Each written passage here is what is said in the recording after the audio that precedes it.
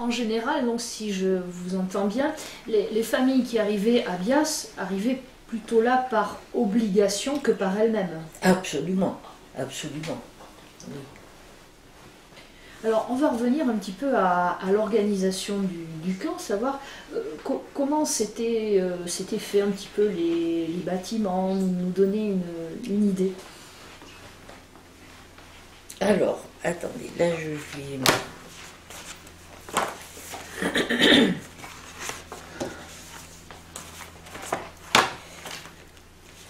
À l'époque, je n'avais pas les photos qui sont là maintenant. Et dans mon rapport, je pense que j'avais fait... Oui. Ah voilà, on a un plan, on n'a pas Plan l'image, mais on a un plan. approximatif, parce qu'à l'époque du Cara. Le centre d'accueil est donc un grand quadrilatère entouré de grillages, doublé à l'intérieur d'une haie de conifères. Les bâtiments où logent les familles sont alignés côte à côte. Ils ont 6 mètres de large, sur une trentaine de mètres de longueur environ. Ils abritent chacun 5 ou 6 familles. Ils sont couverts de tôles ondulées. Les fenêtres sont sans volets. Les sanitaires sont extérieurs et communs à 2 bâtiments. L'entrée de chaque petit logement est une porte-fenêtre avec un auvent. Primitivement désignées par des lettres de l'alphabet, les rues sont devenues rues des coquelicots, des kakis ou des pivoines. Elles sont bordées de trottoirs et goudronnés. Les trottoirs ont été faits après, parce qu'au début c'était... Les bâtiments de l'école, de l'infirmerie, des bureaux administratifs, ainsi que les logements du personnel, entourent l'ensemble des habitations et des espaces verts, complétés par une 4e aile qui abrite une épicerie, des garages.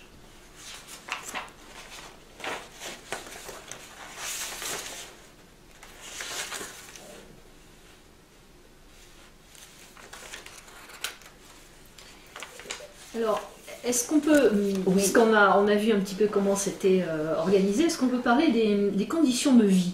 Quelles étaient les conditions de vie de ces familles? Je vois avec le recul un peu comme un grand quartier, avec la vie d'un quartier, les enfants qui vont à l'école, le dispensaire très fréquenté, puisque l'épicerie sur place, et puis c'est quand même un centre médico-social, les bureaux, parce qu'il y a des quantités de papier, des quantités de choses qui doivent, ces personnes ne pouvant pas réagir à tout le courrier, à toutes les feuilles d'état civil qu'il fallait produire pour... Et puis, mon bureau d'assistante sociale, où je faisais une permanence tous les matins et où l'après-midi, j'avais des rendez-vous, des rencontres avec l'extérieur pour résoudre, essayer d'apporter une réponse. Je faisais aussi un accompagnement puisque je pouvais traduire dans les rendez-vous extérieurs. J'allais voir les malades à l'hôpital, à la Candélie et à la maternité, toutes les naissances qui se faisaient. Les enfants en retard scolaire ou signalés pour des problèmes de comportement. C'était donc la liaison avec les services des tests pour les orienter vers des établissements spécialisés. Il y avait aussi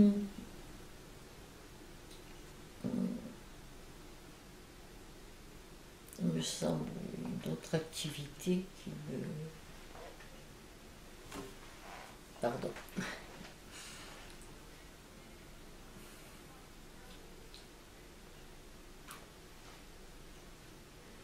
Oui, j'étais en liaison avec le milieu scolaire pour suivre chacun de ses enfants. Les consultations, les pesées de bébés. Ah oui, quand une famille quittait Bias, puisqu'il y a eu pas mal de départs, je faisais un dossier pour les confier à l'assistante sociale de l'endroit où ils allaient. Certaines familles, avec les premières indemnités reçues, qui souhaitaient quitter Bias, prenaient contact, enfin, avaient trouvé des petites maisons vétustes ou des petits dans les environs. Et pour être sûr que les conditions étaient quand même acceptables, les conditions de vie futures, je les accompagnais pour voir le lieu où elles devaient aller. Voilà, c'était un lien avec l'extérieur. Oui. Et est-ce qu'on peut dire que du côté ressources, par exemple alimentation, vêtements, est-ce que le village fonctionnait en autarcie totale ou est-ce qu'il y avait des liens avec l'extérieur?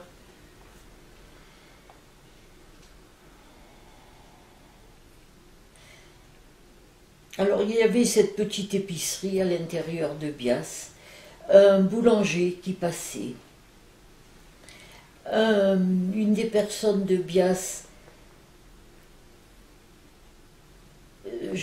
Alors cette partie-là, c'était pas celle dans laquelle j'intervenais le plus, mais je sais qu'il y a eu une boucherie. Enfin, pour que les bêtes soient tuées dans le rite, un homme, un harki, a pu prendre le rôle de sacrifier les bêtes et de vendre. Alors j'ai su qu'une fois les conditions d'hygiène n'étaient pas tout à fait respectées, mais ce n'était pas mon problème celui-là. Par contre, ce que je dois dire, c'est qu'avec moi, je ne faisais pas de visite à domicile puisque j'avais assez d'activités. Ma journée était remplie avec la permanence du matin où je n'arrêtais pas et les activités de l'après-midi, le courrier, etc. Mais il y avait une monitrice de promotion sociale, formée plus ou moins par des directives, des stages, qui était donc présente dans le camp toute la journée, à l'écoute des unes et des autres, des uns et des autres. Et je pouvais lui dire, par exemple, c'était elle qui portait les convocations pour les pesées de bébés, pour le lien oral entre les familles et les différentes activités, qui faisait les valises pour la colonie de vacances, pour les départs dans tel ou tel centre, qui aidait quotidiennement les familles. Et il y avait aussi l'épouse même du directeur, Madame Boucher, qui avait aussi un rôle. Donc nous étions trois à animer, essayer d'organiser la vie familiale.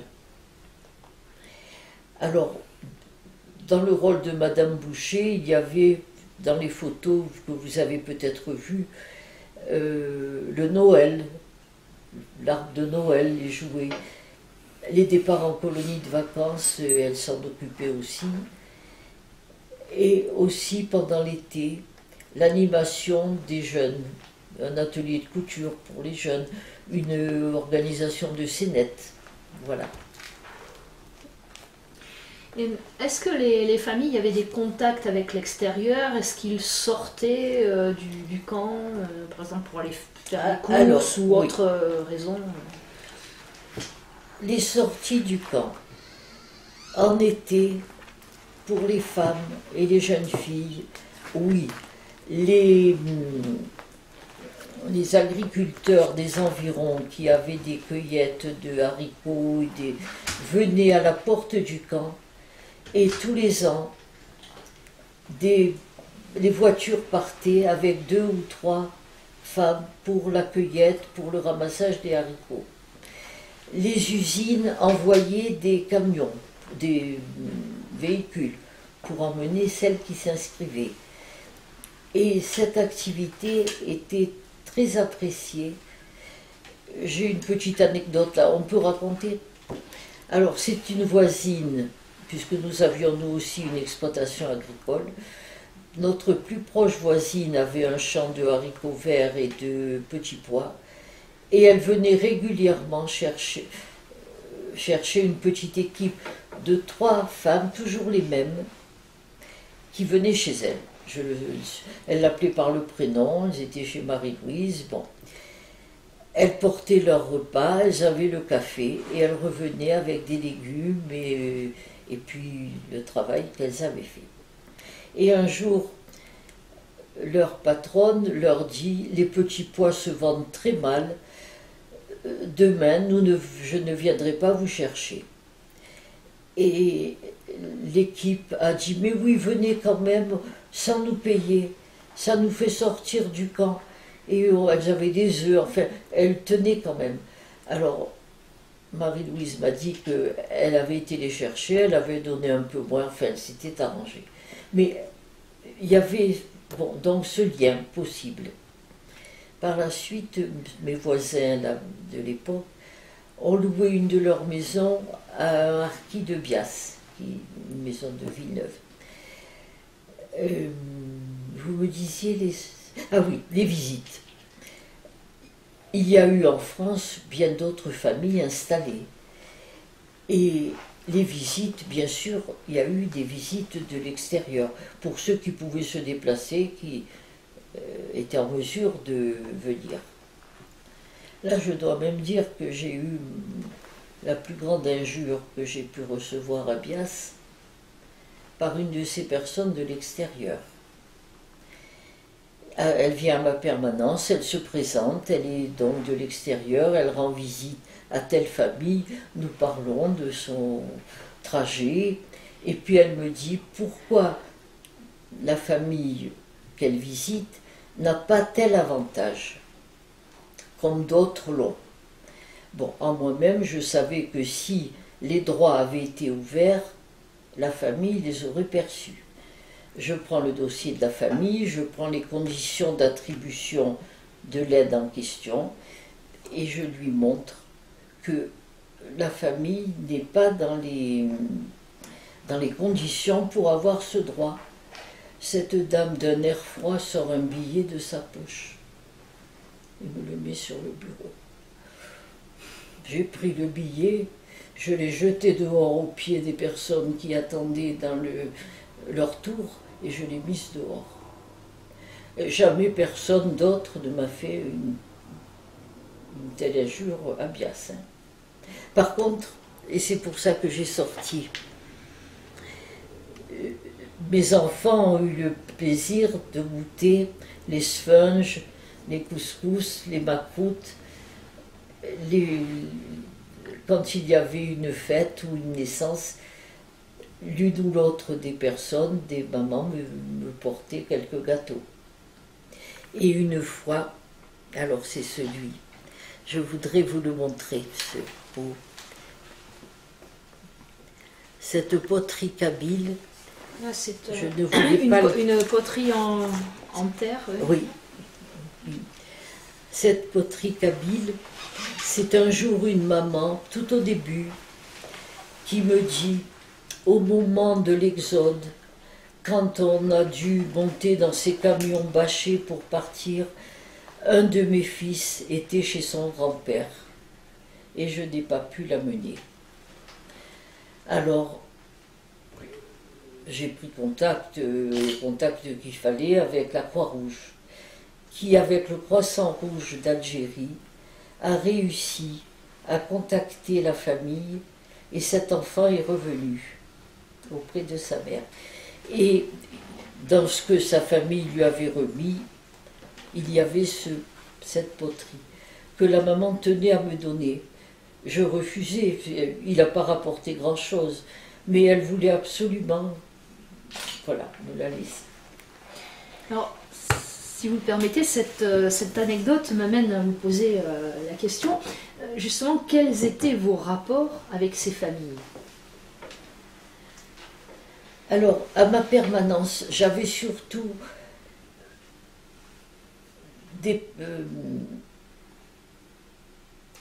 c'était surtout féminin.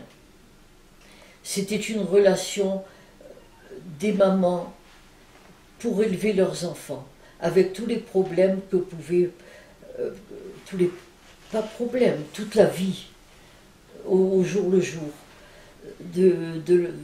la déclaration de grossesse, les pesées de bébés, la scolarisation, les colonies de vacances, tous ces petits problèmes quotidiens. Et au fil du temps, il y avait aussi, oui, dans mes relations avec l'extérieur, l'aide à l'enfance. Parce qu'il y avait des situations où il fallait placer des enfants en gardiennage. Et ces enfants-là, j'allais aussi les voir, les amener voir leur maman. Enfin, c'était au fond très familial, mes relations. Et je retrouvais dans mes notes là, une des personnes que j'ai revues à l'alphabétisation et qui est devenue une amie, Messaouda, quand je vais encore la voir, elle me dit, très émue, c'est comme si ma mère venait me voir. Et je suis aussi émue qu'elle parce que elles n'ont pas choisi, ces épouses de Harki, de venir. Elles n'ont pas choisi le fait d'être l'engagement. Et elles ont dû suivre. Et leurs enfants, c'est le problème de leurs enfants qu'elles veulent heureux. Et elles me donnent de leurs nouvelles. Mais Saouda, par exemple, me parle de sa grande famille maintenant. Et elle est heureuse d'avoir leurs photos, de leurs nouvelles. Alors, du côté des hommes, je pense aux célibataires, puisque j'allais les voir à l'hôpital. Et un jour, l'un d'eux est venu, exceptionnellement. Et il était bouleversé. Et il avait quelque chose à partager, et je ne comprenais pas. Il me disait un seul mot en arabe. Zelzel, zelzela, zelzela. Zelzela, je ne connaissais pas ce mot, mais j'avais mon dictionnaire. Alors on a pris le temps, il s'est assis, j'ai pris le dictionnaire, j'ai cherché. Ça voulait dire tremblement de terre. À la radio, il venait d'apprendre que dans son village de Kabylie, un tremblement de terre avait eu lieu. Et il était complet. Et on n'a jamais su la suite. Mais il était venu se confier sa peine. Est-ce que vous pensez que le fait que vous parliez, que vous compreniez l'arabe, a, comment dire, changé un petit peu vos relations avec ces familles, ou fait que vos relations ont pu être différentes grâce à cette compréhension de la langue?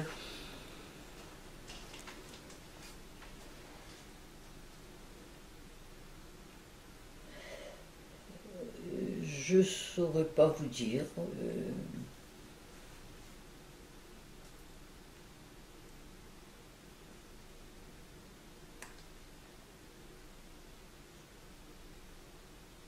C'est pas. Non, je ne sais pas. Et la plupart du temps, vous communiquiez en français ou en arabe? Selon les possibilités de la personne qui était en face de moi. Si elle parlait le français, on parlait en français. Et sinon, c'était en arabe. Oui. Alors au début de cet entretien, vous nous disiez que vous aviez pas mal de souvenirs, d'anecdotes que vous avez gardées, donc de ce temps passé à Bias. Donc qu'est-ce qui vous revient là tout de suite? Eh bien, je vous en ai déjà dit deux. C'est Oui, le oui. retour de ce jeune. Alors, je ne l'ai pas suivi après, la famille a quitté Bias. Je ne sais même pas le nom de cette. Mais voilà, j'ai. Le jeune Zeul, là, le tremblement de terre. Un autre plus tragique. deux jeunes, frères et sœurs, d'une maman veuve, ils devaient avoir 14-15 ans, viennent me voir. Les jeunes venaient me voir aussi pour les colonies de vacances, pour beaucoup de choses.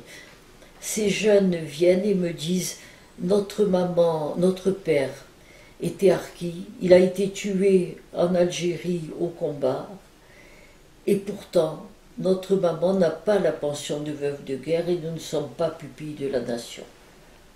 Pourquoi?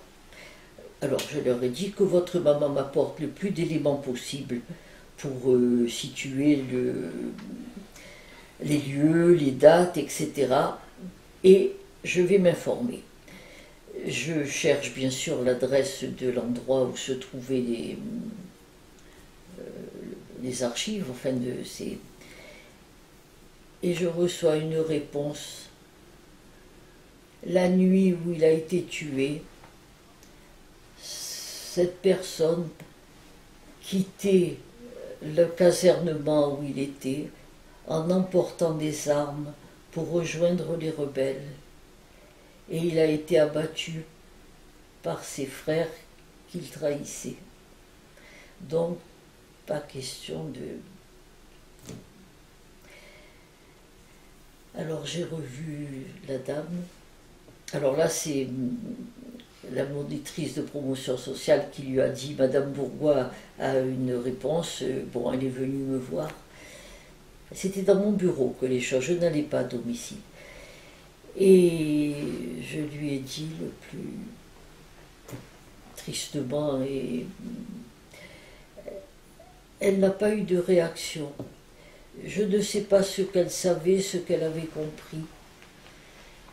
Mais elle avait quand même, elle était restée quand même avec le groupe puisqu'elle était rapatriée. Elle avait certainement pas de possibilité de vivre en Algérie, enfin. Voilà les drames qui peuvent se passer. J'ai eu aussi affaire au comité, au début, d'aide aux harkis, je crois que ça s'appelait. C'est les militaires qui ont gardé des hommes d'honneur pour continuer d'aider ceux qui avaient fait confiance. Le colonel Choen, j'ai eu l'occasion d'avoir besoin de son aide dans un cas aussi dramatique.